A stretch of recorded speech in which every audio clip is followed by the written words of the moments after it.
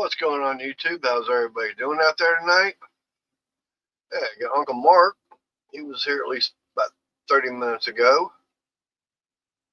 Yeah, it's cooler here today because of the rain that we've had.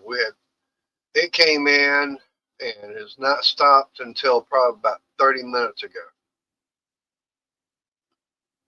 And I know for a fact that Arnie's over at Elaine's doing the bingo, so he'll be here in about an hour 20 minutes. So no telling who all is going to be showing up, when they're going to show up, or anything like that. As you can tell, I've been trying to get some cleaning done here in the garage, reorganizing.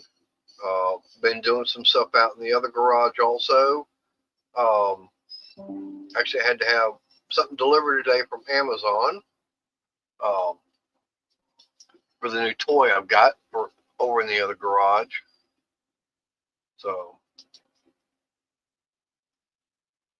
hey Jim Bob, how you doing? You used to be over there playing bingo. Yeah, well, Uncle Mark, I'm trying to reorganize this one and get the other garage all organized. Thank you, appreciate that. There's Randy. But now, like I said, I've got that new toy. I've got it in. Paint in the differential for getting it and everything. But I do want to give an update as far as work and everything. No, I'm not back to work yet. Supposed to be back there today. Talking to HR personnel, and unfortunately, because of the screw up on the doctor's end, I got a point. If I'm not back to work tomorrow, I get another point. And said that right now I'm at 3, so tomorrow it could be 4. The limit is 10. So if I'm not back to work in a week, could lose the job. So I've had to contact the doctor. I've been trying since last week, and finally got a chance to talk to someone today. Tell them, hey, y'all made a mistake. Y'all did not send this paperwork over to extend my FMLA. And why I don't have a doctor's release to go back to work. The hernia doctor saying yes, I'm released, I can go back to work. The hand doctor saying he's telling me no, but he's not telling my employer no. But I was talking to Jeremy also, told him what was going on, and he definitely wants me back and everything. They're going to be working with me on this.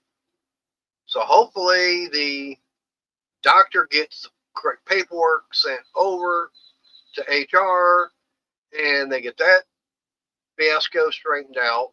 Monday, I've got an appointment at 9 o'clock for a first round of therapy.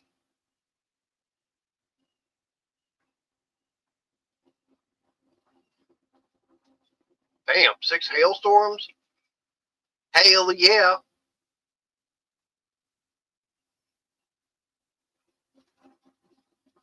But, yeah, I mean, we had rain today, and supposed to have, like, peed a little bit bigger size hail.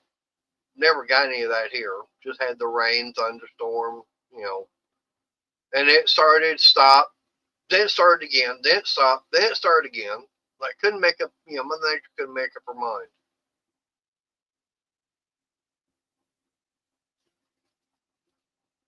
Okay, good. Hopefully get that figured out, Randy.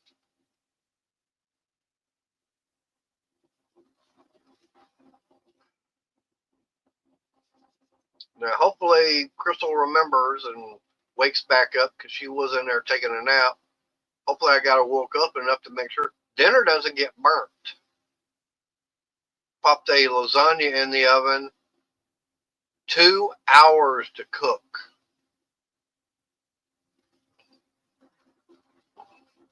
And this is one I got from Walmart, and it was saying 110 to 120 minutes to cook.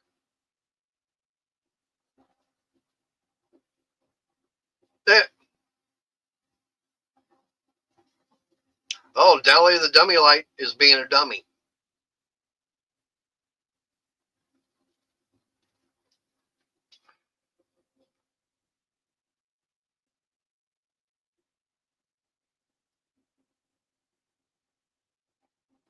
But now, one thing I will admit, I was yesterday and or this weekend, like I said, I've been working in the other garage, trying to make room for the new toy.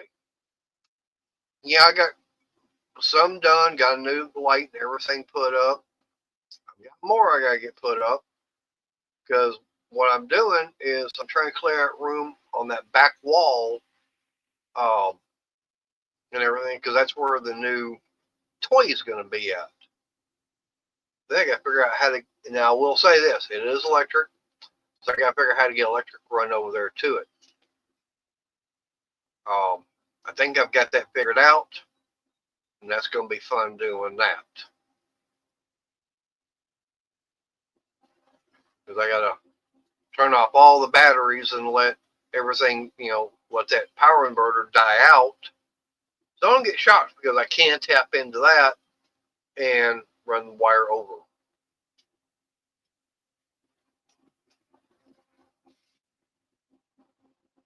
Which one thing I did also end up doing yesterday is actually put in a little bit of a floor up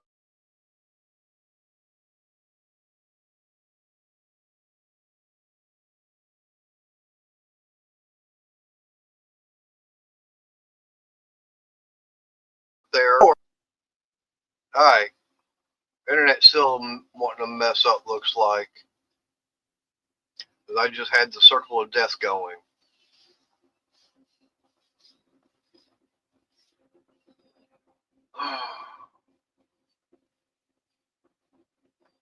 Well, that'll work, Randy.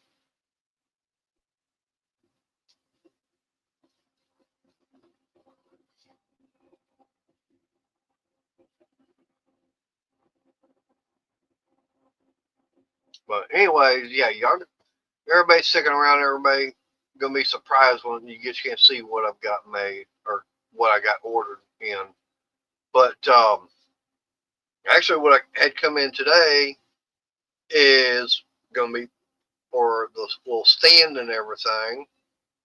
And I'm actually gonna be using the aluminum I used for the solar panels originally. I'm going to repurpose all that. So I repurposed what it was originally into the stands for the solar panels. Now I'm going to repurpose it again for something else.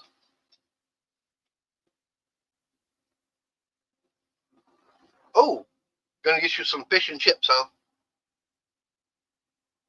I like getting the fish and chicken. Oh, man, that sounds good. I haven't had Long John Silver's in a while. But take the what's that red sauce? I know they get the red one. I like having that with the chicken, and then take the fish and everything, put the malt vinegar on there, and then dip that in tartar sauce. And yes, Randy, yeah, I know I'm Southern. I do like malt vinegar with my fish, especially from Long John Silver's. I know I've had a few people go, "You're Southern." Yeah, hush puppies are good. Yeah,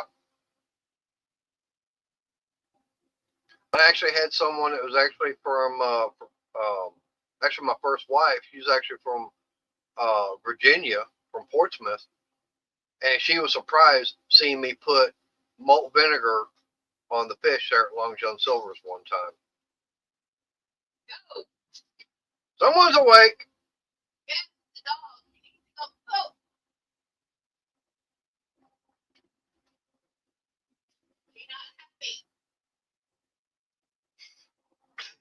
And the dog's upset right now. She's a preemie princess. She doesn't like going outside when it's raining. Doesn't like getting her feet. Yeah, she doesn't like getting her paws all wet and muddy. Um, they might, Randy. I don't know. Randy's talking about he's going to be taking him and his mom are going to take the Jeep over to the garage and get it fixed tomorrow. And they happen to have a Long John Silver's right there. Yeah, I know. I was like, damn, that sounds good. She's saying, when am I taking her? Whenever we got to take a trip back into Waxahachie. Hey, Dennis. He's saying not next Thursday. He's taking the car.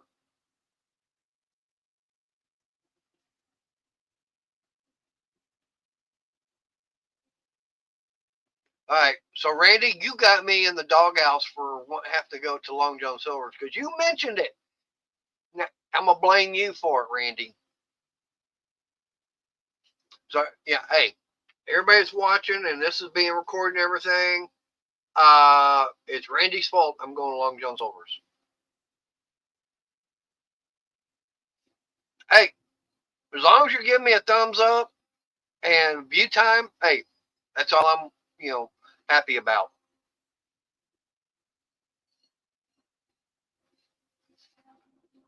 But now, like I said, I am trying to get in here all kind of reorganized, cleaned up, and everything. I know I've needed to. I just haven't. Um, and other things. Matter of fact, I got a problem with our washing machine right now. It won't spin on the rinse cycle. So I don't know if it's in the gearbox that's gone bad. Um,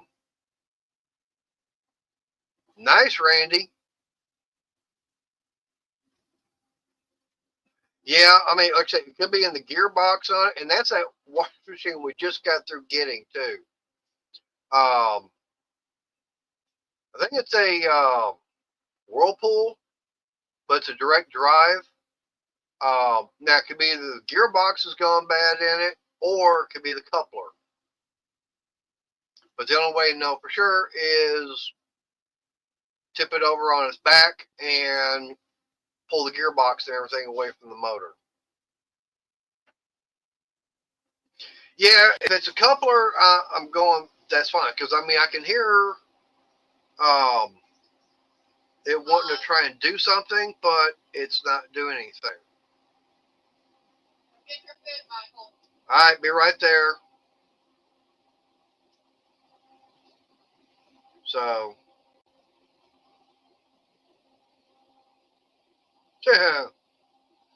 yeah, I'm still trying to get to 1,000 myself, and I've been going at this for over 5 years. Oh, you got my food. Be right back. Well, I didn't know you had it already with you.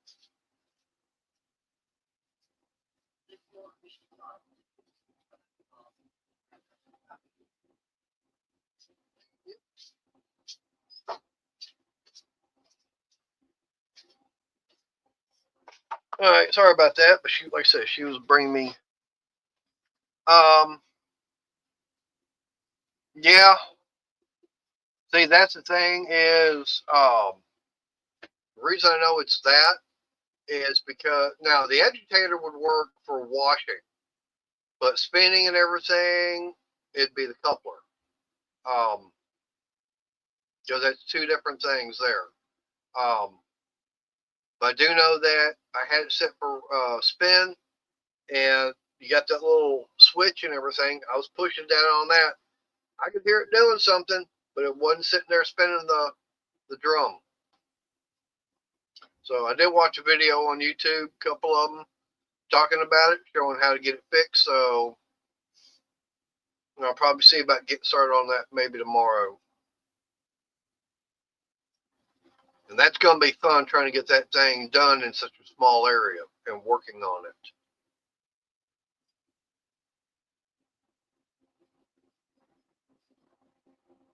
They got to be able to unplug it, unhook the water hose and everything, make sure everything's drained out of it, pull it out some, and then start getting it toward tip back.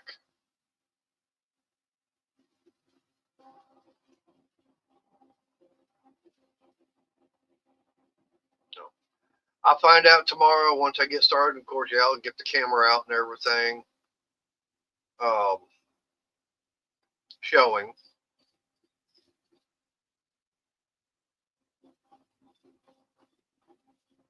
So that'll be something else for the channel. Me working on a washing machine. At least trying to. Oh boy. And he's not wearing his Menard shirt. Okay. With him not wearing the Menard shirt, should we let him up on panel? I'll hit the dislike button.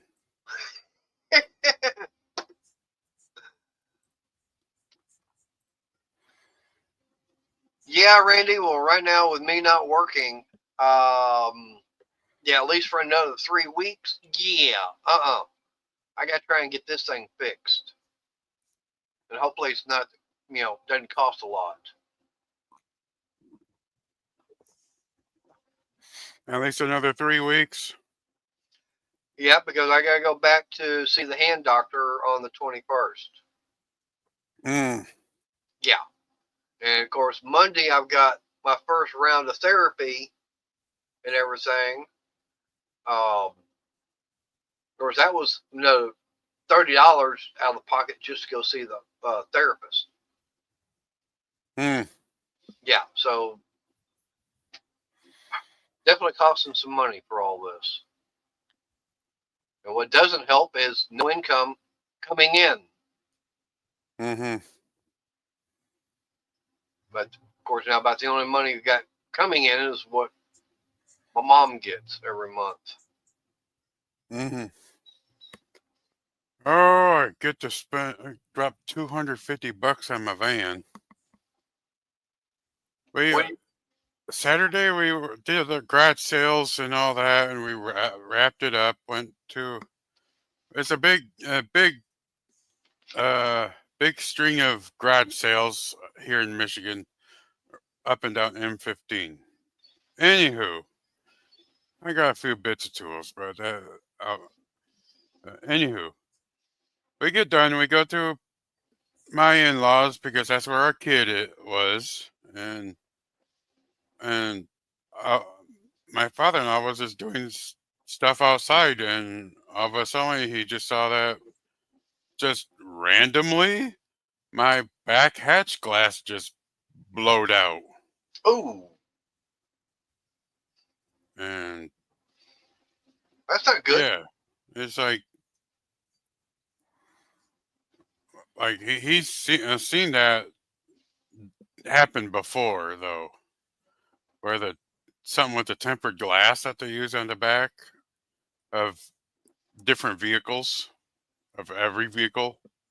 Right. And it just, something happens, and all of a sudden, poof. Ooh. Shatter. Well, on glass like that, what has to happen is it has to get hit on the edge. Okay? Because on tempered glass and everything, considering I used to work in the glass industry for almost 10 years, that is the weakest spot on the whole thing. It's on the edges. That's where it's the weakest. So something had to hit it there. But nothing hit it. I'm wondering if because I thought nothing of it, but a few years ago, I remember I was doing a thorough clean of the back glass there, and mind you, as I said, a couple years ago, I saw some micro cracks all through it. I wonder if it just got to a point where it just got weak, and yep, all it has to have is one little one crack. All it has to do is have that one spot, and it'll, because the edge, it can take some abuse. Same way with the face of it. Okay, either Mm-hmm. side, you can hit it. It's not going to do anything. You can take the tempered, and hit it on the edge, a certain amount, but the certain hit and everything will uh, make it explode, which makes it go into all the other.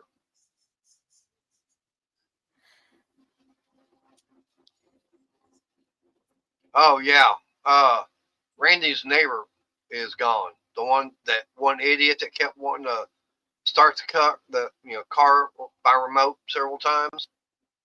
Oh, Yeah, he gone. was that the car that was not so quiet? Yeah, Mm. Well, that's good. and the thing about it was like what Randy was saying was, hey daughter, um, the guy wouldn't go anywhere. He'd just get out there and start it up. Hmm. Yeah, he said hi. Yeah, and the horn would go off all the time because of it.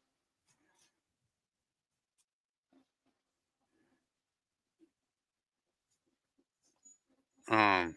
Yeah, you haven't been around, so you haven't been able to hear it. Yeah. Hey, I'm I've dropping my been camera I've down so I been I've been drawn into other things. can. Yeah,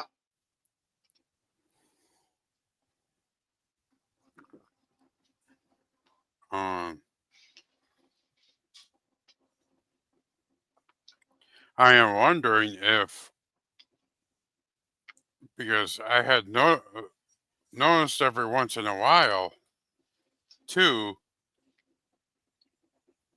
especially I think when it's a bit colder, when I started, like, I go out and I get going, and occasionally I hit a not terrible of a bump, just a normal road bump, and uh, there'd be a sharp, like a sharp ping noise. I wonder if that was also a weakening of that back glass. that's a possibility. If that Now that glass, I if the glass itself, now let me ask you this: was it in a rubber gasket set in there, or was it urethane down? think urethane, Okay, it I could have been believe it is glue. I believe it is glued in there. well, it could have been the fact that that urethane um, might have given away at one particular spot, maybe weakened enough to where the glass was sitting there um, vibrating. Not where you're going to be really hearing it, but Mm-hmm. just enough microscopically, where say that glass was rubbing on the metal.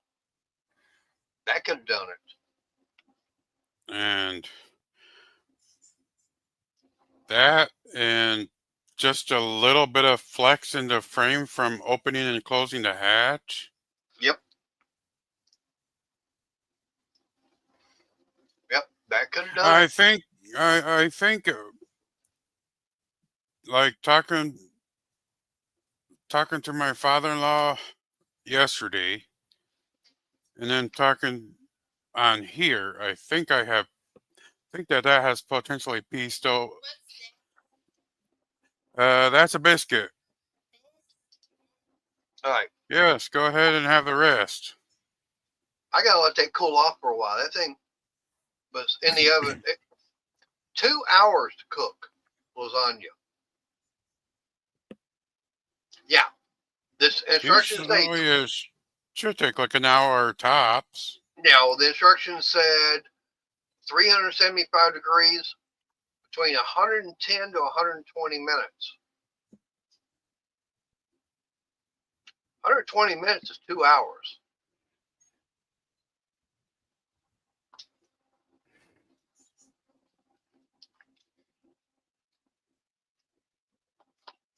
Now, I don't think my math's off that much. That seems long for a typical frozen meal, but Yeah, I know. when we make lasagna, we don't do the frozen ones. We make it from scratch. We get the lasagna noodles and we make up the make up the meat mixture, and we put in the mozzarella cheese, and Yeah. we make it to our liking. And so Yeah, it's been a while so since it I don't made. it don't take ours that long to bake, obviously. Oh no. Oh no. When I mean, what takes the longest is all the prep work and everything for it, because you got to cook the noodles first cook before the even noodles, using them. cook the burger or sausage, whatever you want to put into pasta sauce, and Right. So I mean, and then you got to make the sauce itself. Put all your seasonings in it. yeah. Hey, Uh, we DC. we usually use like a jarred sauce. Yeah. Usually like a mushroom lovers or something like that. Yeah. No.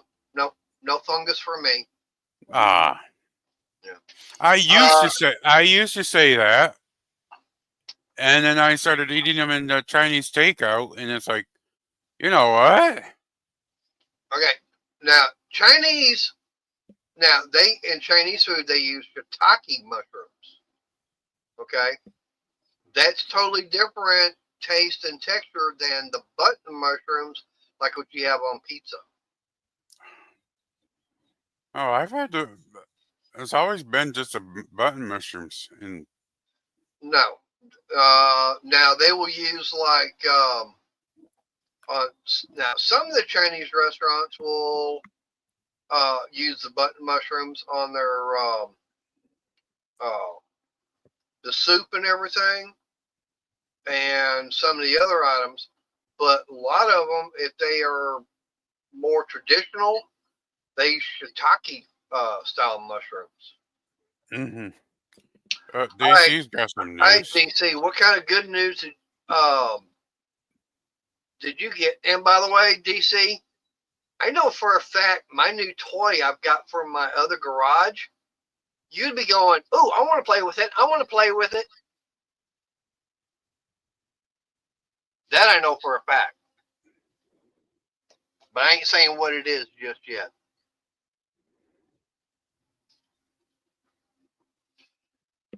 Ah, okay, good Oh, deal.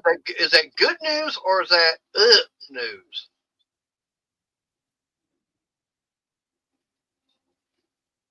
And exactly what the shop steward do. Probably a different word for like foreman or something. I was thinking, like, I hear something like that.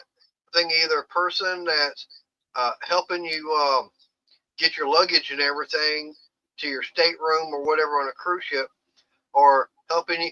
Welcome to flight so and so, and walk down this way and take your seat.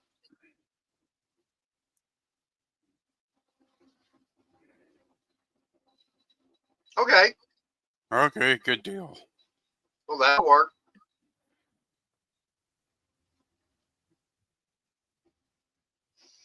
And I can tell I'm already getting some buffering going on. That's because they are still having to work on the internet. They were having problems with it, and it's nothing on my end. It's all on their end. Mm.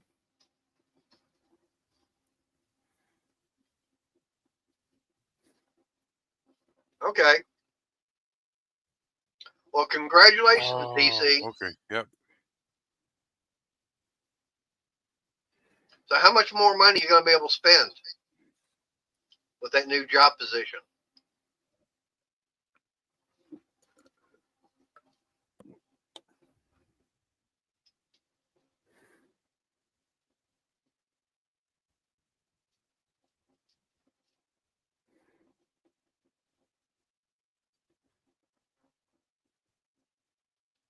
But like I said, I know for a fact Yeah, DC definitely would. Once she finds out what new toy I've got, she'd be going, "Ooh, ooh, I want to play with it. I want to play with it."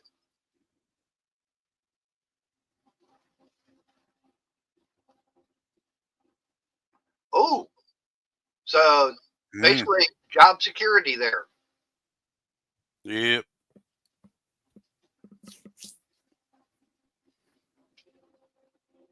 That's a good thing. In other words, stay good with a union, and you're pretty well and set, I would say. Yeah, that's kind of like today. I was talking to Michelle, who's HR. Saying that I've got to get the paperwork and everything from the doctor on. Now, as you can tell, see how that the index finger, I can't pull it up all the way. That's as high up as I can get it to lift up. Okay, I can get this finger to come up, no problem. It's that finger, I can get it to come down, but come up, nope. Oh, the middle finger. Yeah, the middle You finger, said you said index finger, which is still wrapped up. yeah, and that's only because it's still wanting a curve and everything. No, she come see us, yeah, but use them. I'd be supervising her.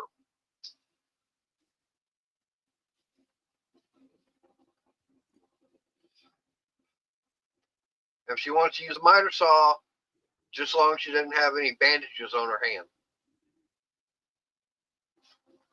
Because Mister over here learned the hard way.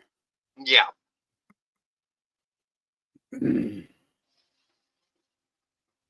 But now I will say this. I was actually using the miter saw the other day. I made one cut with it. And no, I didn't. I made sure to keep my hands totally away from it. Yes. See, when you actually listen to some advice, and Yeah. But I need to be able to, I need my hand back so I can do some of the other stuff I want to do. Um, Especially when I'm working with the table saw.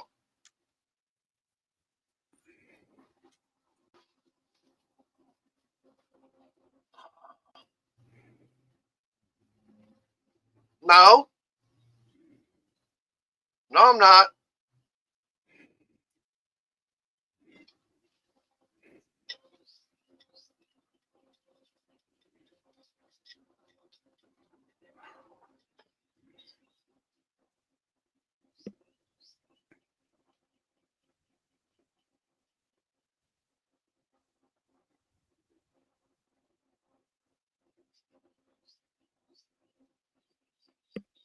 Oh, got someone from India. Well, thank you for being here. greetings. Yeah.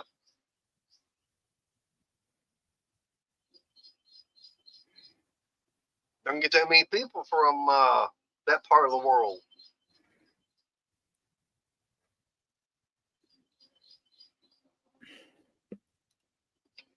DC, like I said, this new toy I got and everything, you'd be going, I want to play with it. You'd be going, oh, yeah. And I'll play like this. This is something that's new to me. Okay. I've never had one, been wanting to have one for years. And once I get it all set up, I'll be able to make stuff with it. I'm not going to say just yet, but Crystal already knows. She's already seen it. She already knew, when I ordered it and everything at the price. Um, Well, of course you knew it. yeah, let's just say this was not something cheap on Amazon. When I say not cheap, almost $700.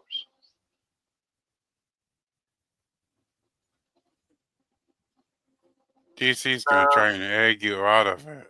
Now, if I want to go, if I wanted a handbrake, I'll go over to Harbor Freight. They've got those. It's going to be a more specialty tool, I'm darn sure. Yeah, and besides, it runs on electricity too. Yeah, about 128 pounds. No, I didn't get a welder. I mean, if I want to, and I do want to get everything set up in the other garage to where I can run 220. That way I can be able to run my air compressor. And I do have that Miller welder over there, that Miller MIG welder. That's 220.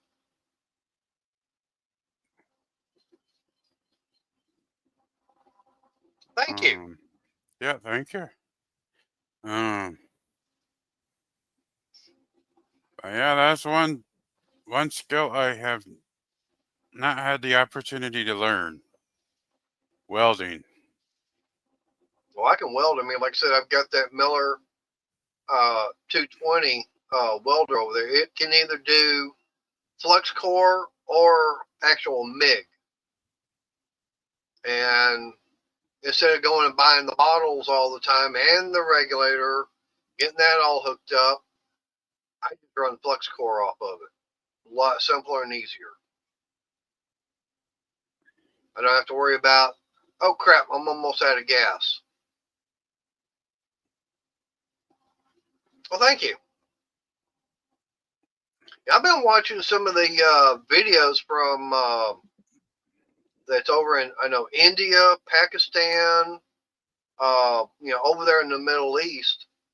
They've actually got something I wouldn't mind getting my hands on. And that's what they call a tuk-tuk. Oh, I knew you were going to go there.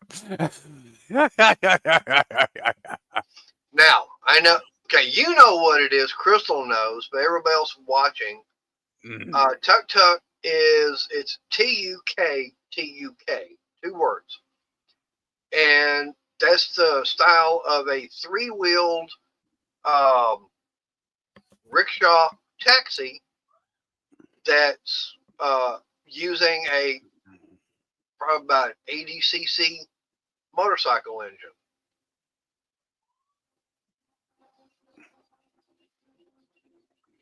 No, I did not want that one. I wanted that. Okay. See, I mean, there I don't know. Like I said, I do know I've seen them for Afghanistan, India, all really over there. I like that. We do not have anything like that over here at all in the United States. Now, to me, I like, basically, I wouldn't mind being able to get my hands on one without the motor. Okay. Because something like that, over there, 35, 40 miles an hour, that's normal. That if there's a way I could get one cheap and get it imported, I would.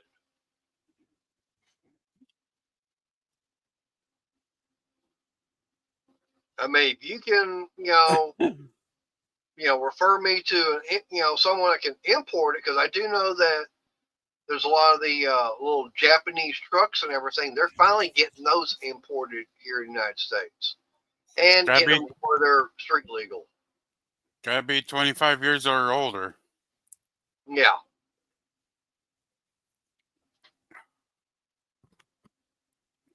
Yeah, I know. That's what I've been looking at, but the biggest problem is it's the differential that's in there. We don't have them here. Now, I have found something like that on AliExpress for about $400. My only question is, can it handle doing about 70, 75 miles an hour? Because that's what our speed limit is on the highway. We actually have. Are you talking about doing that speed in the tuk-tuk? Yeah. Hey, Woody. That seems a interesting proposition. Let's just say. And DC, yes, I've heard about that. Matter of fact, they are supposed to be having autonomous 18-wheelers running between Houston and Dallas. 50 kilometers an hour, that's probably 30 miles an hour. 30, 35, yeah. Well, up like this. Highway speed between where I live and work up on the highway is 65 miles an hour. So There are areas there in Texas that see 80-mile-an-hour speed limit. 85. We have 85. 85. We actually have a toll road. Speed limit is 85, and they actually caught a guy on a test run doing 110.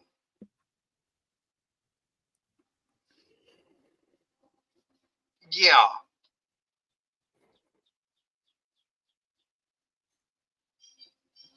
Of course, everybody maybe does 5 to 10 over the 85, I'm sure. Right? Yeah. But like I said, they wound up uh, clocking him at 110. But yeah, speaking of tuk tuk, I thought I remembered this. I looked it up. About a year ago, Doug DeMiro uh, did a review with UFC's Dana White because Dana White has a tuk tuk. All right. On here it's saying, okay, so 60 miles an hour is about almost 97 kilometers an hour. Yep. So we're figuring 65 miles an hour is going to be right around, I'd say 103, between 104. 100 to 105 kilometers an hour. 100 kilometers an hour is 62 miles an hour. And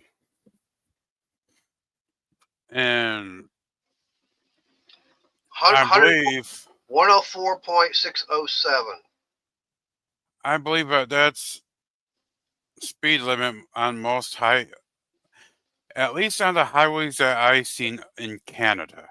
Yeah. Because their speed limit signs are in kilometers an hour. Right. Yeah. No.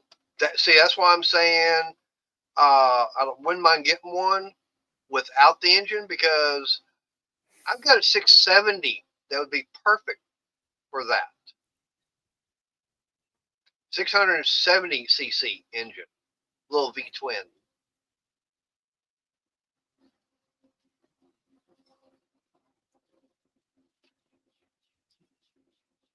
You know what other channel might have a bit of fun with a tuk tuk? Cars and camera.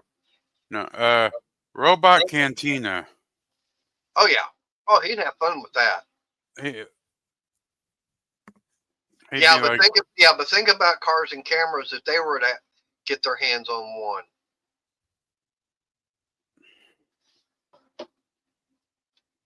I mean, they just got through taking one of those military engines and souping it up. Mm.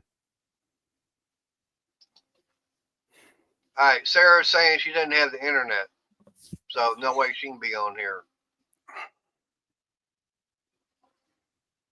Okay. Nins? I'm not entirely sure the suspension would support the speed. That design is just. I mean, They could be more catastrophic than Jeremy Clarkson in the Reliant Robin.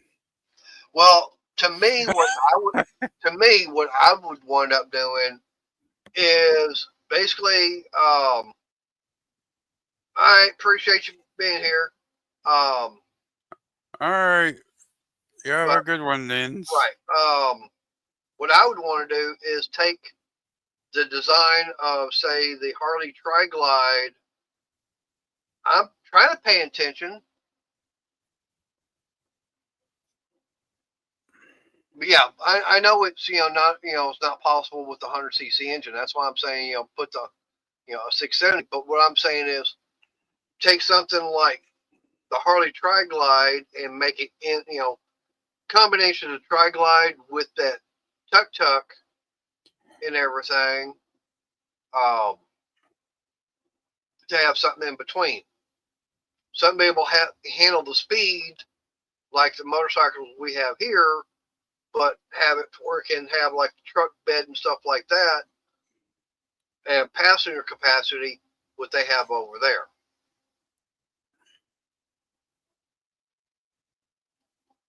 Yeah, well, it's not really with the design. Like I said, what I would like to be able to do is a combination of a Tri-Glide with the tuk-tuk. Like I said, have, you know, the speed of the Tri-Glide, which is the Harley three-wheeler, and the carrying capacity of the tuk-tuk. That's something I'd like to be able to have. Something to be able to do the speed, but still be able, no problem. Now, there was a guy several years ago, he was going to try and make a vehicle, a three-wheeler, that was supposed to get about 80 miles to the gallon. And the way he had it set up was the cockpit and everything was basically like that of a fighter jet, one in front, one in back. And the third wheel was in the back. He had two wheels up front.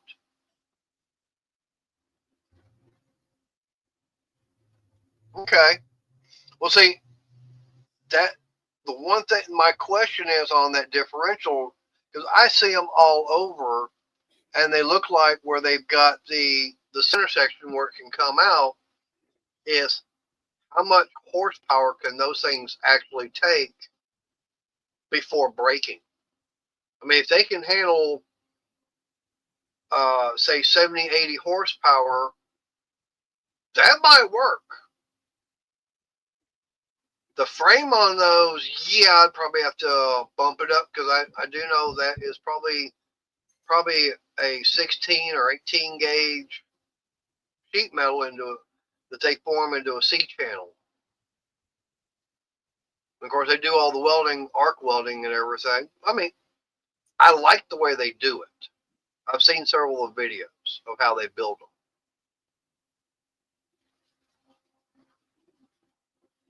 But yeah, yeah. I mean, now Woody, now Volkswagen, they actually made pickup trucks with the fold down sides. Yep. That was factory. Those were based on the microbuses. Yeah, it was actually the Type 2. Yep. The buses themselves were actually a Type 2, and that actually came off of something of a design that they were actually using at the plant when they were making the bugs for carrying parts around. And they just reversed it and everything, because you actually sat in the very back and had the cargo and everything up front.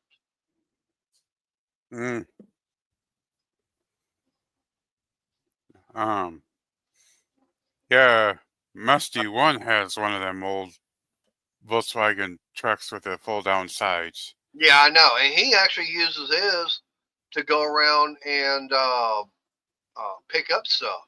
Yeah. I'm going to drop my camera down, that way I can sit here and eat. It should be cooled off by now. But I'm not going anywhere. Heck, you got it cleaned up and running and all that, and then he let a local museum asked if they can display it for a themed for a temporary display in their museum. Yep, I remember when he did that. And I don't know. You have to ask Crystal if there's any of it left in there.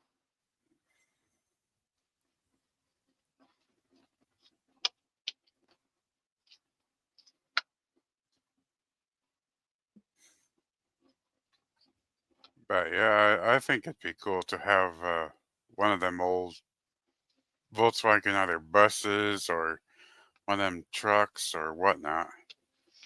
Well, I had one of the camper vans. Oh, And the Westphalias. yeah. Yep. Now, I liked it, but you're talking about a pain in the differential. I had nothing but problems. As a matter of fact, I bought it at a used car lot, got about 15, maybe 20 miles away, and had it sitting on the side of the highway, broke down.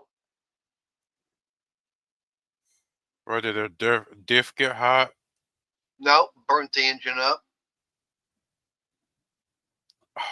Remember you were talking about this a while back, but yeah, Yep. Can't remember what it was. Oh, they were willing to let me bring it back. I get a refund. I kept it though. Did I you could not. discover I what could not was? have. Did you discover what was wrong? Yeah, that's because whoever had it, on the very back, you know how you've got those vents in the back of the van. Oh, There's that's supposed, yeah, there's supposed to be ductwork coming from those to the doghouse. to get that engine compartment cool, some fresh air. Right, and instead, uh, what was happening was all that hot air coming off the engine was staying in that sealed engine compartment, and that was getting sucked in to help try and cool the engine off, which was nothing more than hot air. So there should And have it been just heats it ductwork. up, heats it up, heats it up. And Right. yep. And of course, an air cooled engine, it needs cool air to cool off. Yep. But like I Yep. said, Yep. there should have been ductwork going from those two little side vents to bring in the cool air from the outside to go down to the doghouse to blow over the engine to keep it cooler. Yeah, into the tins that are around the engine. Yep. Yeah. Yep. And that's There's. what was missing. All right, Randy. You have a good night. Hey, Randy, have a good night. Appreciate you being here. But hey, I was gonna say, yeah, could you imagine, a combination of say of getting one of those little tuk tuks and say putting in getting it all the frame all strengthened and getting it to where you're doing 85, 90 down the highway. Can you imagine that? That's still a dangerous proposition in my brain. Yeah. Because Hey, the whole three-wheel ordeal and well, it's no different than I mean, because down here, in order to be on three wheels, you have to have a motorcycle endorsement. It's considered a motor.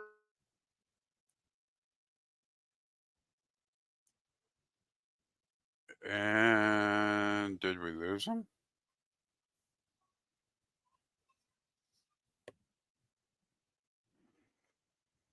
I think we may have lost him. We kind of cut out mid-sentence.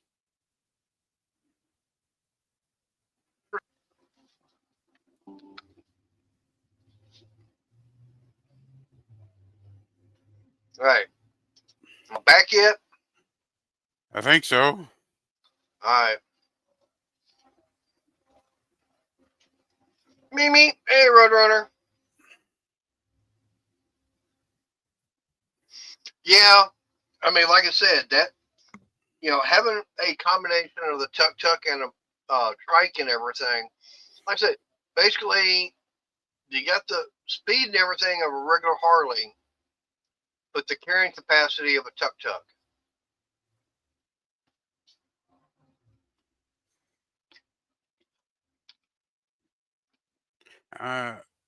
Thank you, Neverboard. Um, Yeah, they're still working on the internet. I don't know how much longer. It's probably going to be about another week or so. I think 50 to 55 mile an hour, and on one of them would be probably a bit max. What, on a motorcycle? No, in one of them tuk-tuks. I'm worried about stability. Yeah, but that's why it's 3 wheels. Still, stability. Oh, considering the fact it's got a wider rear track on it than the tri-glide.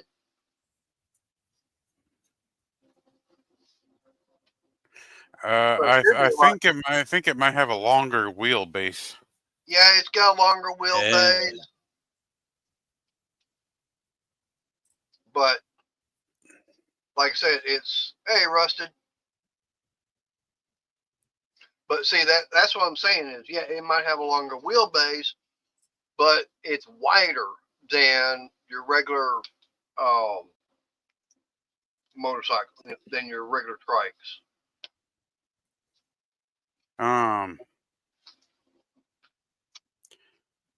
now I'd most definitely want to first of all go up to the side of it and give it a good one of these to Oh, see how much side to side motion there is in the suspension. well, because they use leaf springs in the rear on them. That's the whole thing is they use regular leaf springs in the rear end. So it's got a differential that's very similar to that of a car, a rear-wheel drive car. Yeah.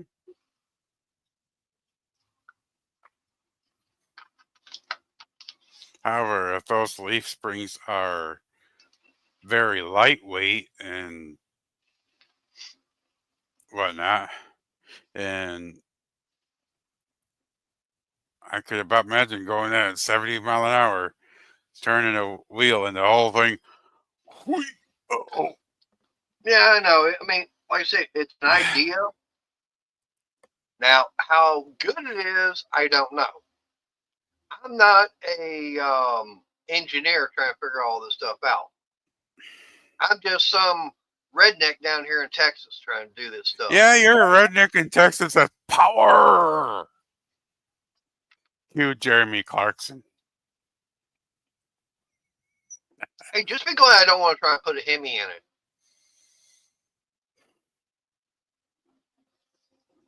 Oh, you'd find a way.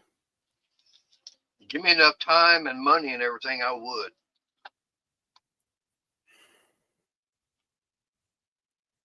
Hell, I was watching one of the replays of Graveyard Cars. Could you imagine trying to stuff a 1,000 horsepower Hemi into one of those?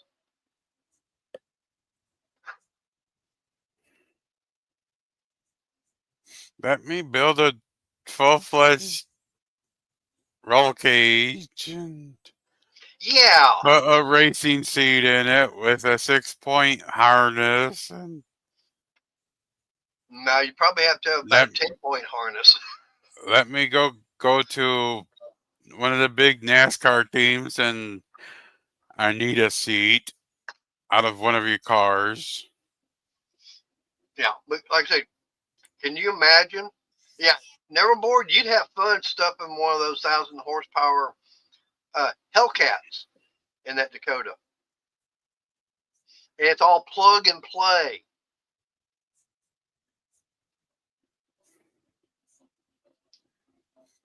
Now a Hellcat motor in a Dakota, that does sound fun.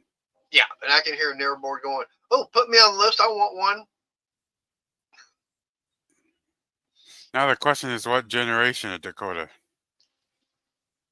I don't remember what gen.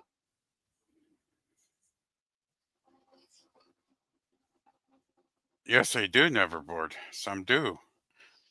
My very first vehicle was a regular cab Dakota, 88, 1988 year. Now, most of the Dakotas in the first gen actually most common engine was 2.2 4-cylinder. Mine had a 3.9 V6 Okay, some of them had the V6, some of them had the carburetor.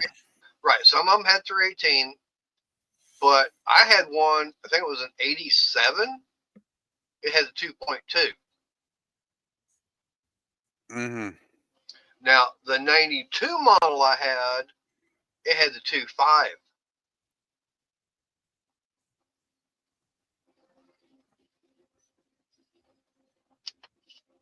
It's possible. I don't know.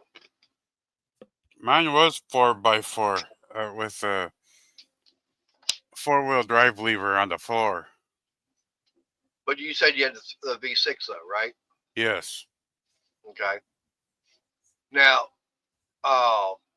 do you know what parts of interchange between the 3.9 and the 5.2?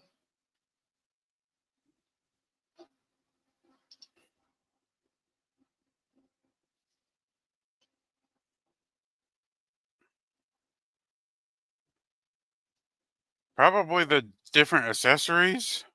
Water pump, maybe. Alternator. You put the water pump, yeah, believe it or not, pistons, connecting rods, lifters. Uh, the the V6 was nothing more than the V8 with 2 cylinders less. Mm-hmm. It was basically a 318 minus 2 cylinders. That's it. Now you could not use the oil pan. You couldn't use the heads. Couldn't use the camshaft intake because that was all set up for a V8. Yep. But rocker arms, valves, push rods, lifters, use the same flywheel or torque converter, and all that kind of stuff. Like I said, internally, oil pump was the same. Your main and rod bearings were all the same. So there was a lot you could, say you had that 3.9 that, was blown, you had a problem with it. You get parts out of a 318 and put in there, no problem. Mm-hmm. Of course, back when I had that, I did not have the knowledge I have today, Yeah. because that was 2008 when I got it. It's kind of like for me when I was dirt track racing. What I know now, if I know back then what I know now, oh, I could have made that Charger of mine really outrun everybody. Biggest problem was no such thing as the internet for the general public. Mm-hmm. If I wanted to order anything, it had to come out of a mail order catalog. And most common, J.C. Whitney. There was no such thing as Summit Racing. Either that or hits the junkyards. Yeah, if I knew now, if I could take my knowledge now of back then, I would have actually done some legit work on that truck and got it running a little bit better, a little bit more reliably. Yeah. Well, for me, considering the fact, I'm running at the time I was running a 70 Charger, 383 in it. And I was running 323 gears in the rear end. If I had known about it, like I said, I probably could have gone with like a 390, 390s, or maybe like a 410 gear ratio in the rear end. That would have been better because the problem I was having was coming off the turn, the engine was pulling so much that it still had a lot more it was wanting to pull, getting the power and everything. By the time I got down the straightaway into the next turn. Mm. So if I had, told, the different gears, hey, there's Mr. Bill Beckett. Hey, Bill. So say I had like a 396 or 411 gears, probably 411. I probably would have had, gotten a lot more speed and everything out of that car.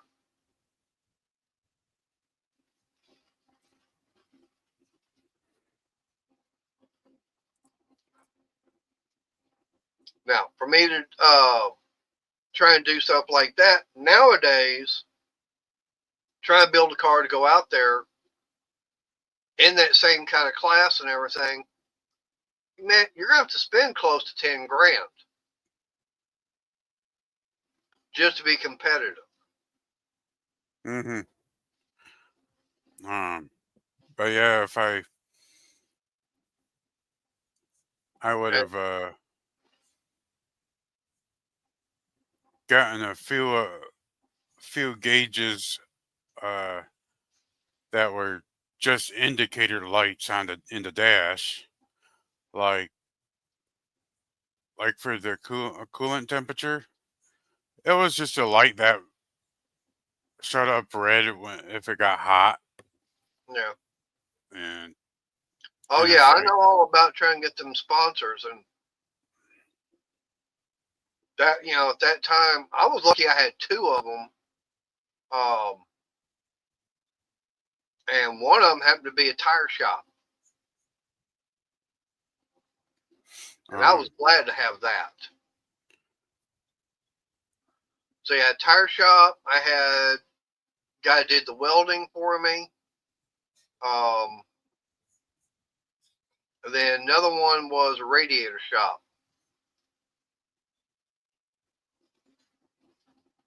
And I tell you one thing, going to the junkyard trying to find a radiator for a big block Chrysler was not easy.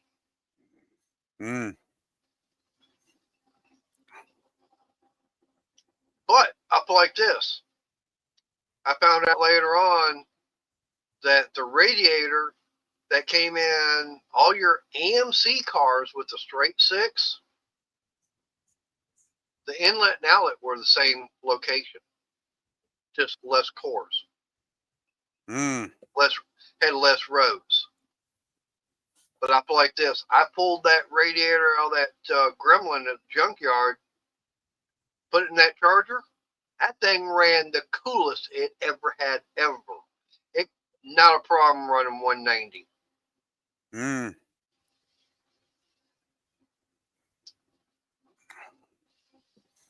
I also remember that Dakota had there was some sort of power draw when off, like I'd always have to make sure I disconnected the battery um, if I let it sit for more than a day, Oh, or you else definitely, it'd be dead. yeah, you definitely had something drawing too much power. Because I mean, the radio's gonna have to have some kind of power draw, even on cars today, because of trying to keep the memory. Hell, even my bike, it has a small draw because of something like that. All vehicles do. But the question is, what was it that was drawing? Because I know that there were some wires shorting out. That would do it. Because that's what left me stranded. Uh, Stranded with it dead because there was a bundle of wires that had been rubbing between the cab of the truck and the frame, and and where did that wiring go? To the back, and one of them powered the fuel pump. That would do it. Yep. Well, it's just like that. that first race car I had. I wound up having, it was a 66 Chrysler New Yorker 4-door. You're talking about a big old gunboat. And of course, it had that big 440 in it. It started up fine. Engine ran smooth. Whoever had it beforehand, they kept that car up. Okay. We found the receipts from when they take it to Midas to have shocks, exhaust system, all that kind of stuff. They did the proper maintenance. But for some reason, the alternator would not charge the battery. Okay.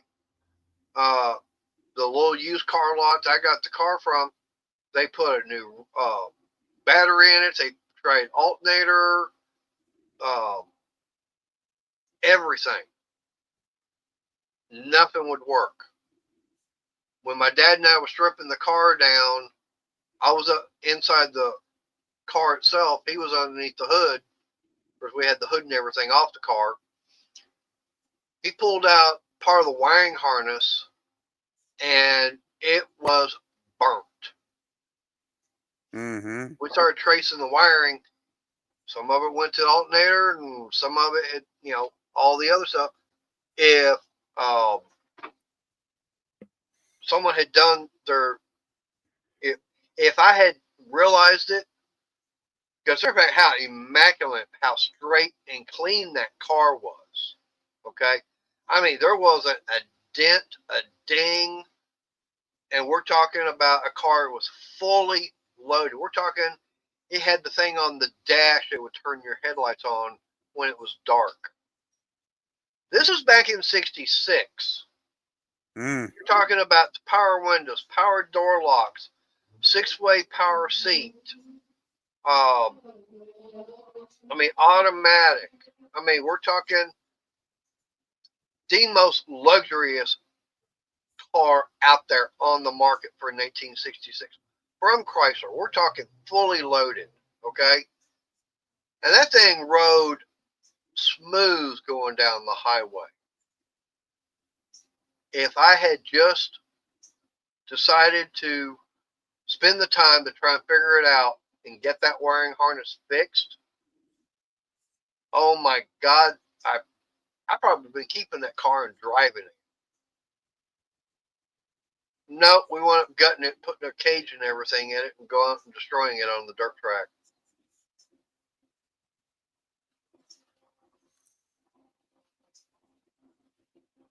Was it rusting out at all, or was it solid clean? It was solid, clean. There was, yeah. Mater, why the devil did you do that? For $175 back then, we're talking back in 1985. We're talking 40 years ago. That sounded like it was such a nice car.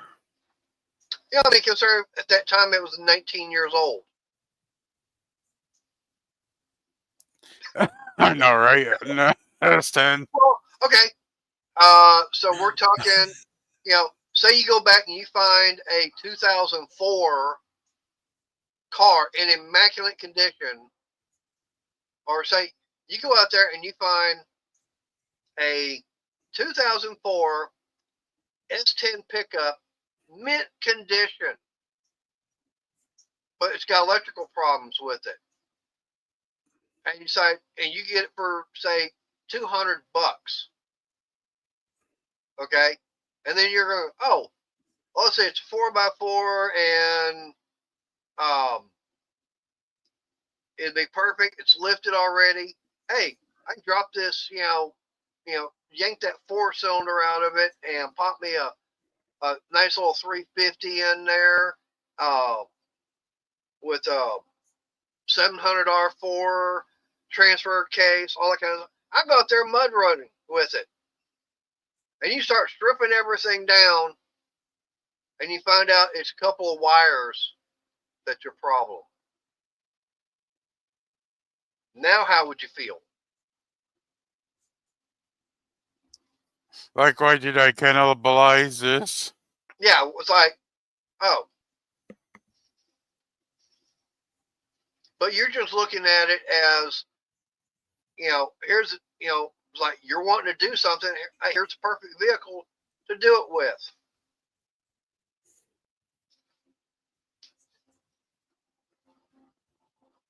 And that's the whole thing.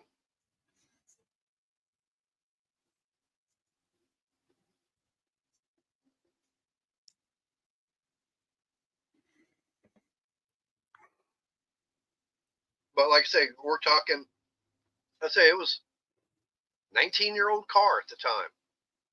I mean, back then you could buy, car, I mean, hell, I bought that 70 Charger out of the junkyard for $75. And the good thing about that was the fact is the guy that ran the junkyard, he dirt tracked also. So he knew exactly what I was going to do with it. Of course, I already had the fender missing off of it. The interior was totally gutted. Windshield was already smashed in. So, as long as the frame was straight and well, considering the fact those are all unibodies.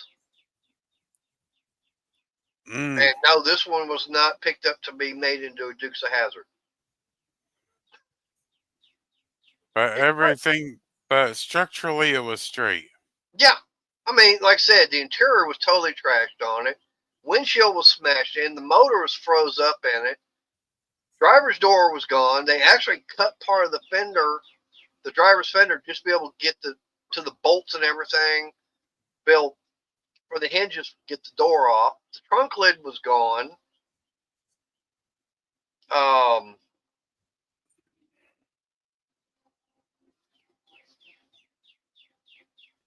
Yep. Now that sounds like a good candidate to turn into a race car with cannibalized parts. Talking about that Charger I had? Yeah. Yes. That's the reason I got it. And I pulled the engine out. Never did do anything to transmission. Didn't even change the filter in it. But pulled the engine out because I knew it was froze up. Took it over to the guy that actually owned the track. He had a machine shop. He still has it here in town, or just outside. Pulled it apart. Said, "Oh, I need 2 pistons for it. New set of rings, cam bearings, rod and main bearings, and get it honed out. Will be good, perfect. For what I was going to do, that'll work." And I think I spent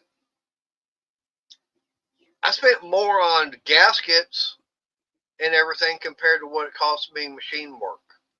There's like $100 for the machine work, and I think about $250 for everything else.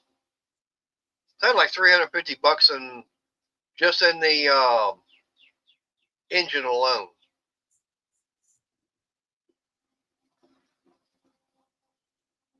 And I don't remember how much I had in the roll cage. I think that was probably a couple of $100.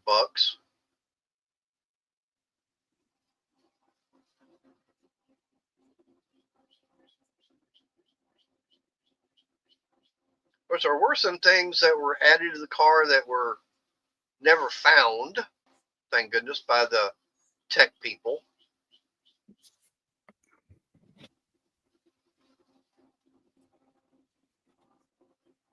That was, let's just say that if it was ever found, I wouldn't have been able to race. All right, see you there, board. All right, never bored.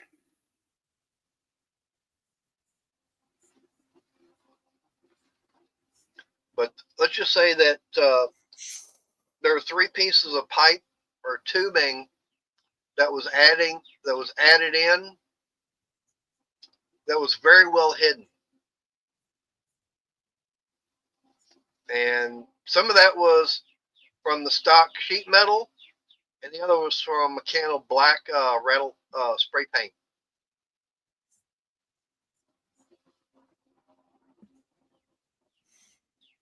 We wound up welding pieces of pipe and everything in between the frame horns all the way across to stiffen all that up.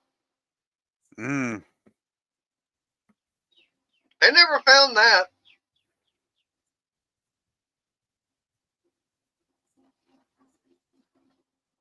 Now, one thing we did wind up doing is we took some, I think, 3 or 3.5-inch angle iron and welded that from the firewall all the way up to the radiator core support. Even had it notched out to where it went around the shock tower. Ah, okay. So that stiffened up the frame that way. Spray painted that all white. I mean, it was noticeable, but not as noticeable, if I just left it unpainted. Hmm.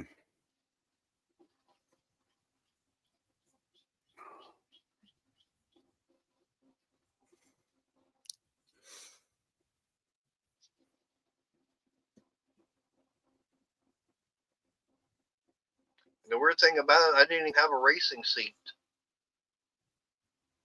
We managed to find a bucket seat out of I think it was a Pontiac Astra, which is the same thing as your Chevy Vega. Mm-hmm. That was my seat for the car.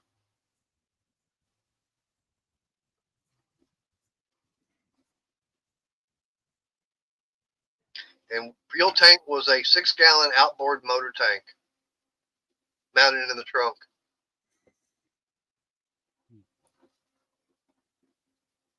Well, as long as it has enough gas to make it to race. Well, I mean, to go racing and everything, like a hot lap would have been about 10 or 12 laps. Of course, before we even went out to the track, make sure the 6-gallon tank was filled up. We had 2 5-gallon gas cans. Mm-hmm.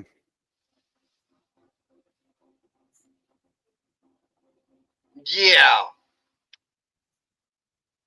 Bill, and back then when I was racing, it was, the class I ran was called street stock, and you had to run a stock factory car. And the thing about with that is one of the things in the rules when it came to roll cage, it said it could not dissect, bisect, or pass through any firewall. The roll cage all had to remain in the driver's compartment. Nowadays, you go and look at one of these, man, they got the roll cage going away from the front to the rear bumper. And Yep. they're literally building the cage on the frame and then reskinning the whole damn car with aluminum sheet metal. Except for the roof. That's the only thing that has to be factory. But when they got $5,000-6,000 in the engine, no, it ain't stock.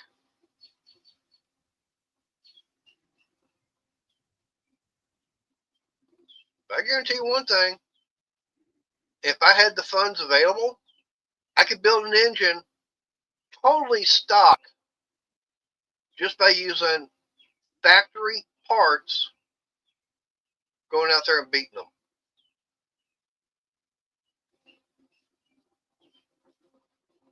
Mind you, most of those guys are running what they call the Chevy 383, which is nothing more than a 350 with a 400 crank. That ain't stock. That engine didn't come that way from the factory.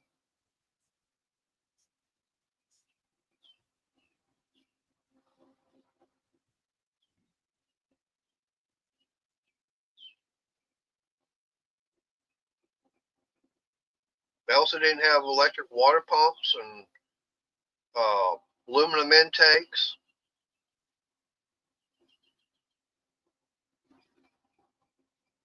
Well, they sure in the hell wasn't running a Holly carburetor.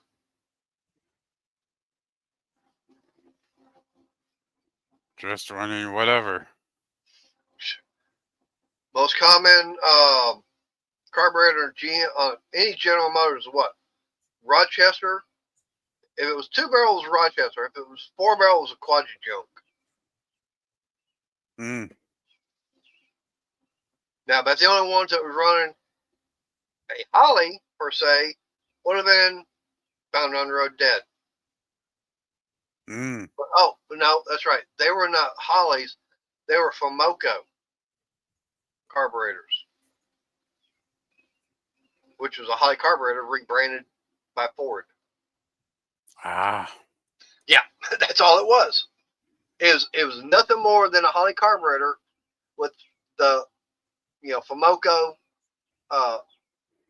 name and everything on it. And that's something else. You want a carburetor without paying the big bucks? Go to junkyard. You can go out there and find you a Ford truck with a 390 or something like that. I guarantee it'll have a 4-barrel carburetor on there. I guarantee it'll be a derivative of a Holly. You can pick one of those up for dirt cheap. I know. I've done it. I think I got one time for like $25.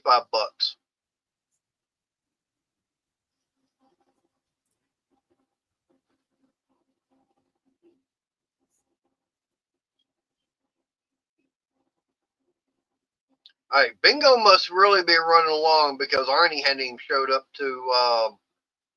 Arnie ain't gotten in here yet. Neither is Susan.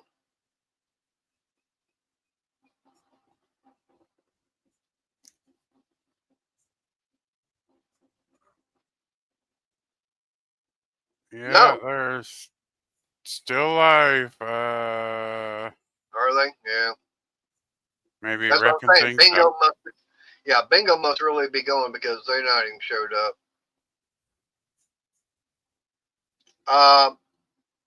And from what I understand, no, I don't think they were. Now the fuel talking about as far as the idle screw, no, you don't have to worry about that. Now, unless you're talking about the air fuel mixture, no, Holly, you can sit there and adjust them.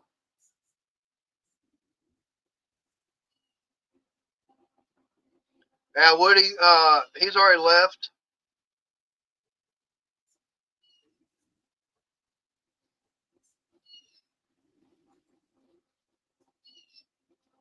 But no, like I said, that's one thing about with the those Fomoco carburetors, and Woody would probably enter because he's got that Ford truck. It's nothing more than just a rebranded Holly carburetor on it, but it says Fomoco. That's it, which is Ford Motor Company.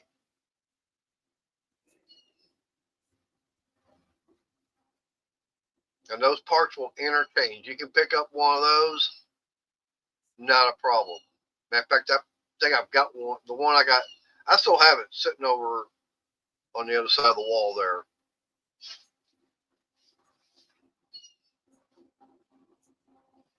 Yeah. And believe it or not, that was something I was told years ago, Woody, is, say, hey, I need a Holly carburetor. Yeah, you're going to pay $200-300. Go out to the junkyard, find you a Ford that's got a 4-barrel. It's a Holly.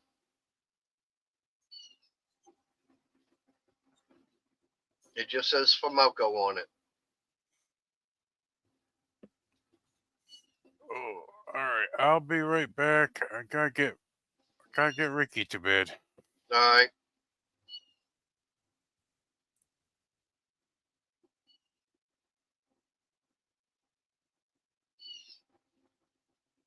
But yeah, I mean, like I said, you can go out to almost any junkyard. I don't know if you can still do it right now or not. You used to be able to go out and pick up one of those Ford carburetors for $25-30.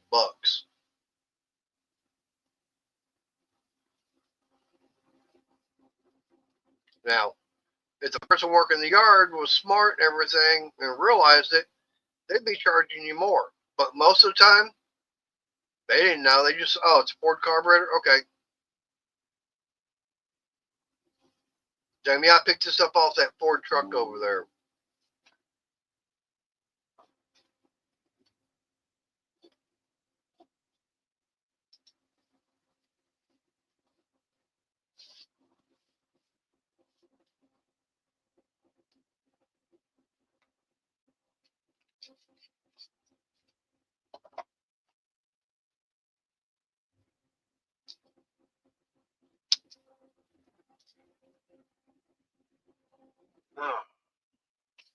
That's one thing I do like, to be able to find ways.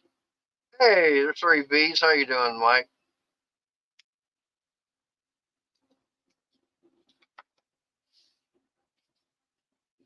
How's the weather out there on the West Coast?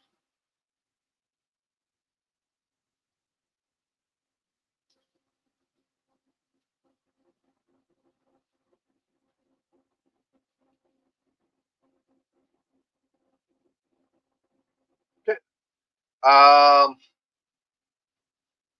yeah, I wish it'd be nice. Right now, I don't know how cool it is for Woody.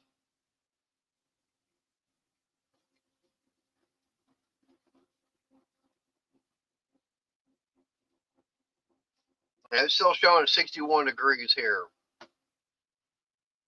61, and the rain stopped finally. We kept getting the rain off and on all day long, at least here.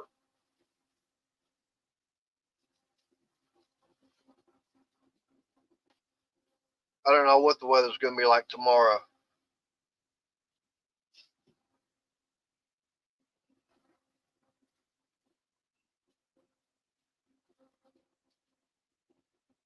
Yeah, it's supposed to be more chances of rain.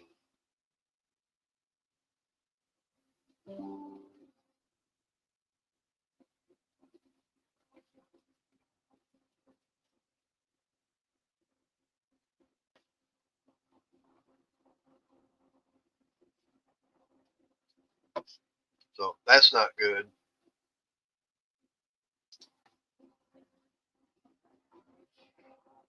Nice.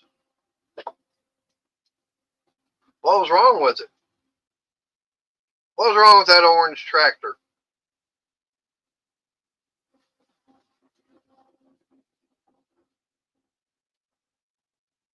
I had the old blue and gray.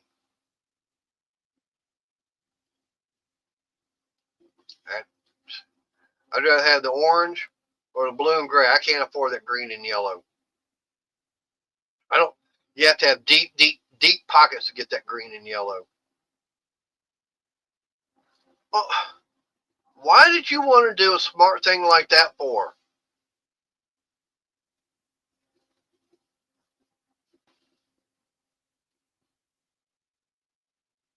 Are you having a hard?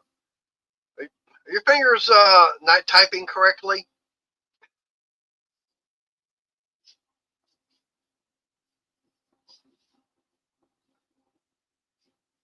Not a problem. I do the same thing, and I can't type worth the crap anyways. Especially right now since my hand is still like this. And by the way, those that were not here earlier, um, especially you, Mike, and I don't know if Woody heard or Bill, but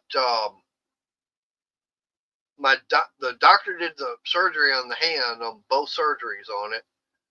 The second time, they did not send an extension of the FMLA to my HR department. So I was supposed to have been back to work today, but because they did not send that, I accrued a point. And so right now I'm up to 3. I hit 10, I'm out of work. So I finally got a chance to talk to someone at the doctor's office about 4:30 today. They're supposed to be sending over that information to the HR. Say, yeah, we're going to have to extend the FMLA. Here's, approximate return to work date, and here's the reason while the doctor's saying no, he can't go back. He's not being released to go back to work. So hopefully that gets taken care of. That point gets taken off and get everything straightened out. And then I've also got my first appointment this coming Monday at 9 o'clock in the morning for therapy.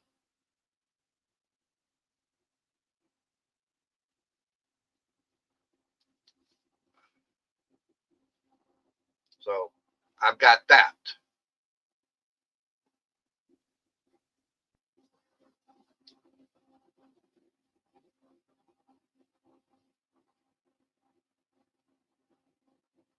So hopefully next Monday everything goes. Yeah, I'm going in for the hand therapy. My hand is still swollen. They're gonna have to. I don't know exactly what they're gonna have to do because they're so swollen that I can't get them to bend. And those two bone chips and everything, and index finger, they had not fused themselves back yet when they took the X-ray this past Wednesday.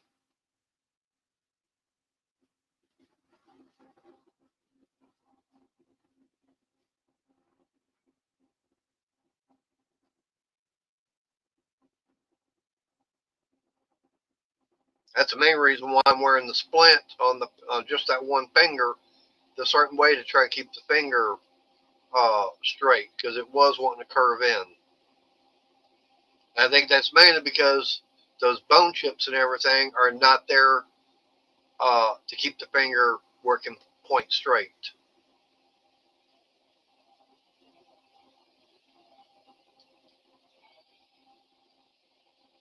Yeah, well, hopefully they get that information sent over and get all that straightened out. That's what I'm hoping for.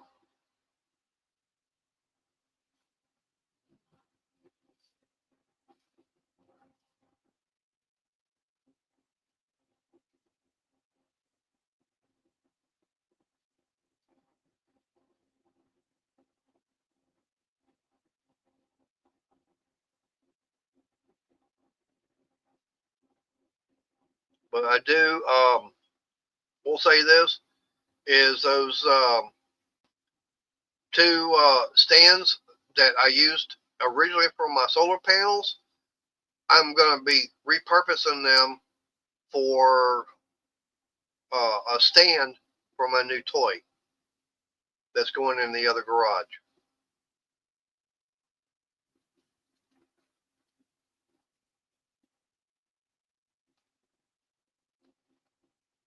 And the fun part is getting the power and everything run over there to it. Which I got a feeling I know how I'm going to get it done. Just got to get it done.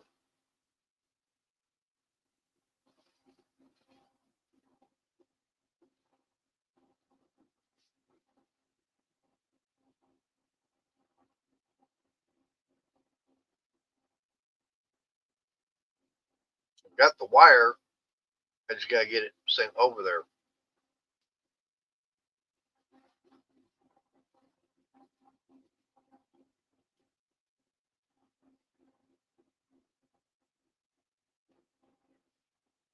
That's going to be the fun part.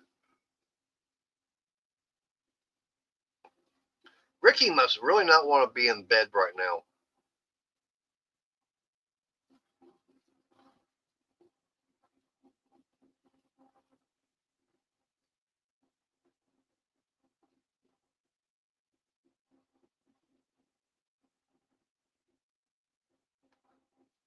So what have you been doing, Mike?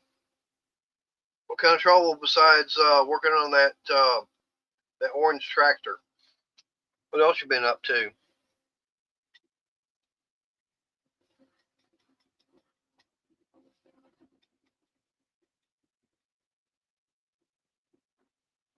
It shows I got 3 people watching. I don't know who else is here watching, or at least lurking.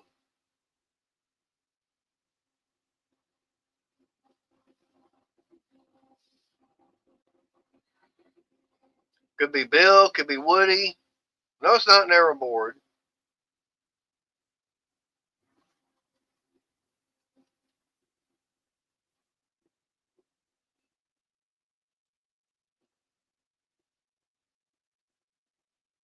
Not exactly who's all watching.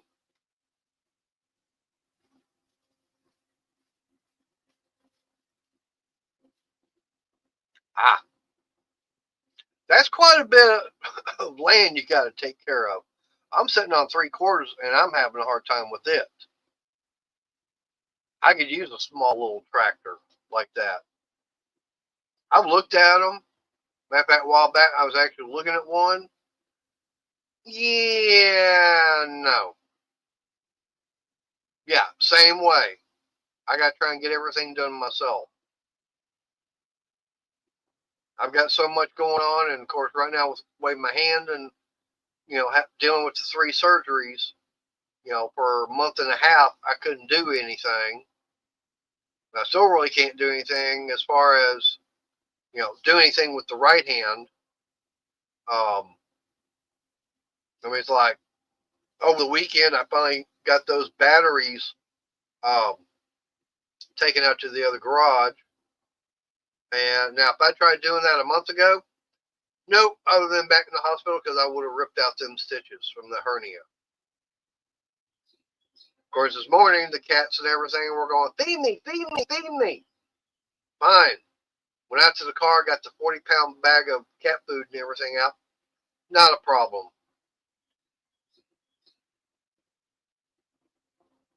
Yeah, I know that feeling.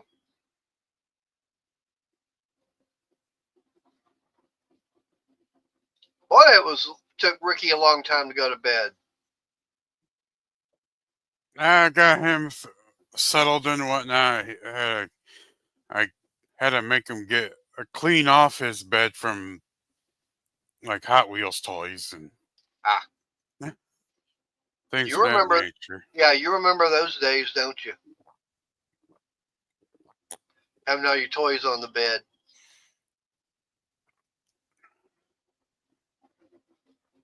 I never really played with the toys up on the bed.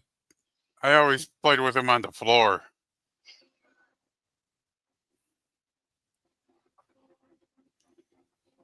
My kid has like digging better part of like 200 Hot Wheels cars. Jeez, I don't think I've ever had that many. All right, he's got Hot Wheels and Legos. I had the Hot Wheels. I had some of the Legos. I had a lot of the old school BattleBots toys from the Comedy Central days. That's the only thing I've collected is. And it's gonna sound weird, but I've actually collected Thai Beanie Babies. Never did that one go. One of the one of them, which is a groundhog, Okay, was given to me for my birthday because my birthday's on Groundhog's Day. Um, and from my grandparents, and that the morning of my birthday there, my grandpa died. ooh, So so knowing that, it's one of them cherished ones. well I've One of got them, right. you know, that whole special connection kind of thing. Well, for me, one of the first ones I bought was the Armadillo tank, Mm. and that's only because he and I had the same birthday. Because when I found out that Tank has the same birthday as me, it's like, okay, had to get it. Hmm. Now, can you name the other Thai Beanie Baby I've got? No. Really? You can't think of Or oh, another Thai Beanie Baby that I would want to get my hands on? is that officially TY branded? Oh, it is. Okay. Yeah, they Yeah, we I got the saw the tag. tag. Yeah, I saw that. It's like, okay, I gotta have that. Anyway, after I got Ricky to bed, I got a thing of water, and then I got a few pieces of few tools that I got at that garage sale before back window blew out. Oh, yeah, what all did you find as far as tools? You never got to that point. Okay. One of these adjustable auger bits that you put in a brace. Right. That's some old school right there. Got that, and Oh, a shaper. yeah, spoke shave. Yep. Type 51, number 51 Stanley. Got those two at one of the places for $10 for both. And literally one of the last ones, guy was getting cleaned up and was like, just make an offer. I probably won't say no. That older Flex head ratchet. flex Yep. head ratchet, because I've been seeing people use them on like YouTube here and whatnot, and it's like, like it would be nice to have something like this to reach down into tight places. Yeah. Got that, and One of those one size fits all. yep, picked So up both of them for $1. so now is that standard or is that the metric version?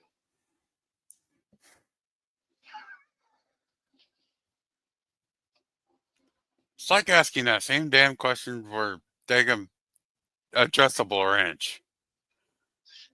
It is what you want it to be. Hey, I had to ask.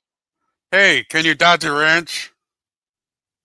You can't throw it that far.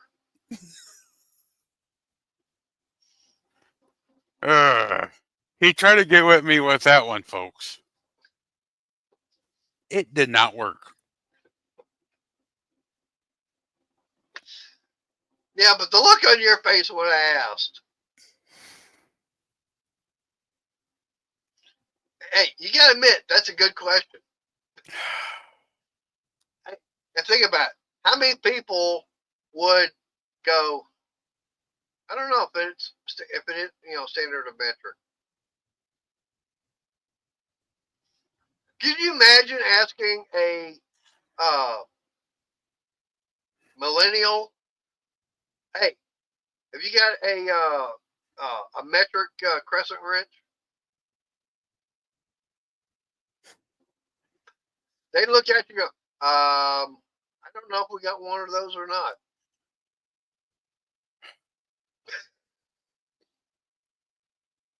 You know what? It actually depends on the millennial. And most of them would You go, get a select few that have still grown up around wrenches. have you ever, there's one channel out there. They're few and far between, but I'm trying to remember the name of it. But it's this one girl. She goes around, mostly out on the East Coast, and she'll ask simple questions to random people out there on the street. And she's always trying to find, college students, okay? And just ask them simple high school questions. And I know that one of the questions is, what year did, or who did we fight to gain our independence from?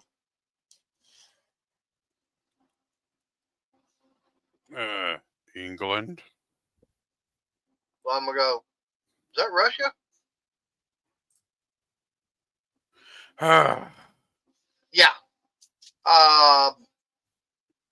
A lot of them, it's like I know one question's been asked is like, besides the United States, uh, what are the other countries in North America?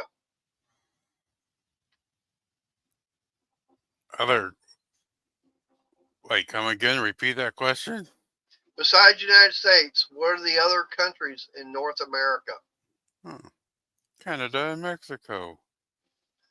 A lot of them will go, uh, let's see, in Italy and Japan. Yeah, it's like I do know there was one. It's Um, like, what country is the Great Wall of China in?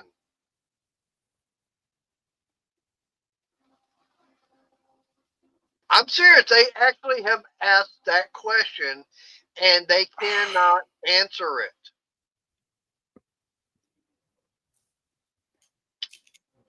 Yeah, that is our college kids today.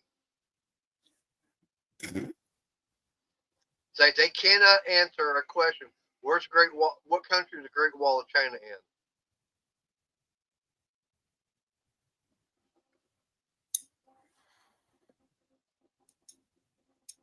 Hey, daughter, how you doing?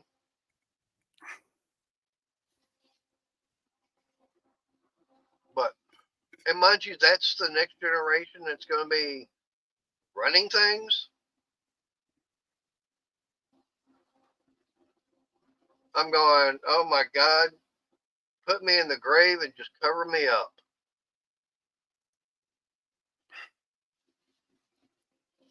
We saw you walking around there.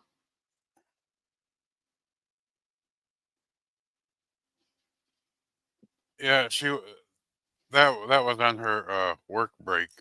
Yeah. Oh yeah. Mike, I'll put it like this. Common thing is put a kid in a room and with the instructions written in cursive with a regular dial clock with a rotary phone and tell them to call you at 2:45.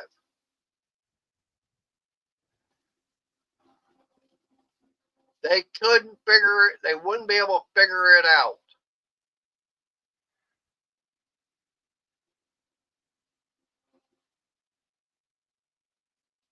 One, they wouldn't be able to read the instructions. Two, they wouldn't be able to learn how to use a rotary phone. And three, they wouldn't be able to tell what time it is on a regular dial clock.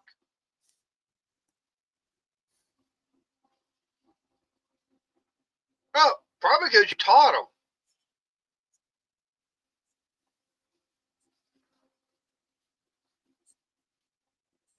Yeah.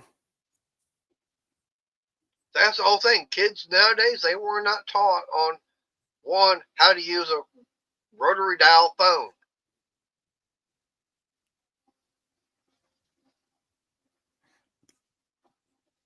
Yeah, at this point, the rotary phone thing is uh, well past. Yeah. Well, I mean, I still say that the best anti-theft device for a car is standard transmission.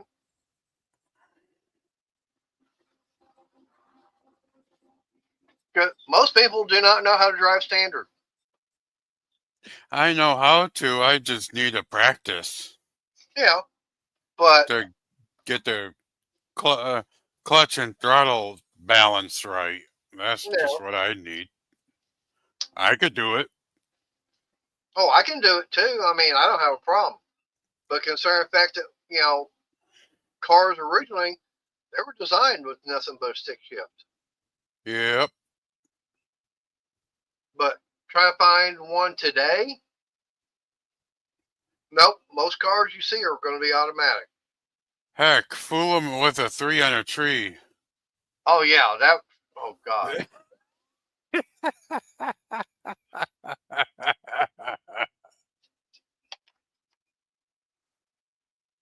that really uh, messed them up. Hey, Ernie. Bingo must be over. Finally.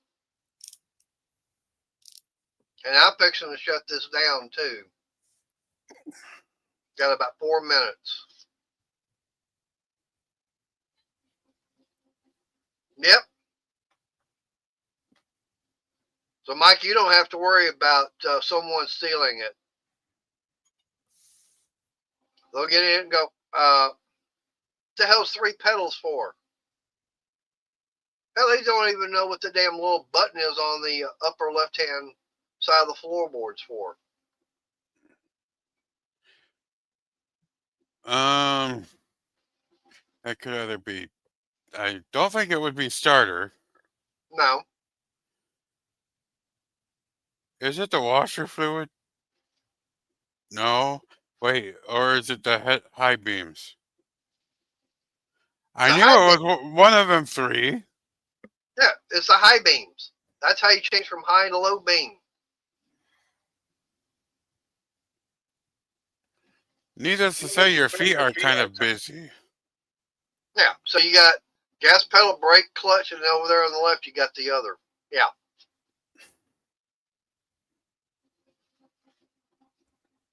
No, not as busy as your feet are if driving a Model T. Have you seen how those things are driven? Yeah. They're I have, and I've already forgotten, and because it's such a weird, out of the modern norm situation with those pedals. Yeah, because I know that Turbo Tom, he actually has one that he actually took to No Name, and he actually took it down the drag strip.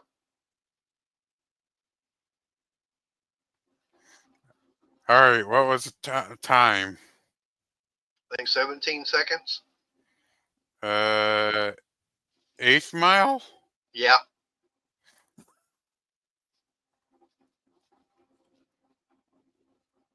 Well, that's good for the haha. Yeah. I mean, he's got video. I mean, people got videos out there from last year of them riding around in it, around the pits and everything.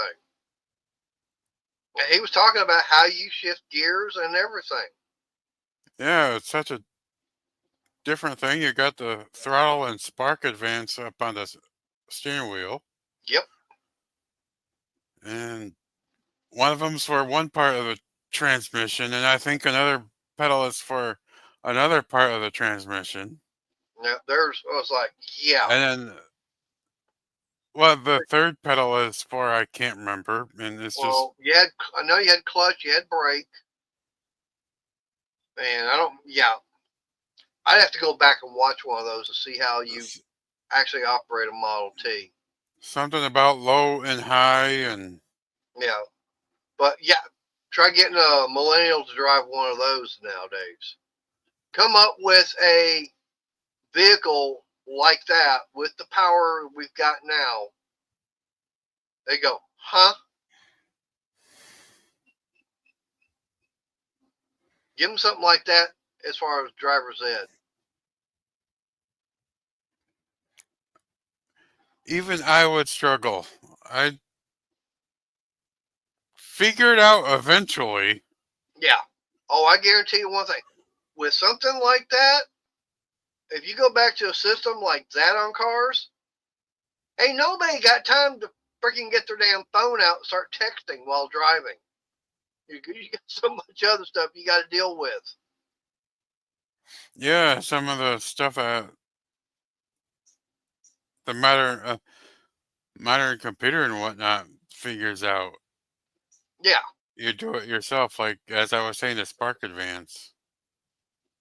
Well, I mean, a lot of the original cars, if you go back to watch some of the old racing uh, films and stuff like that, cars actually had 2 people in it.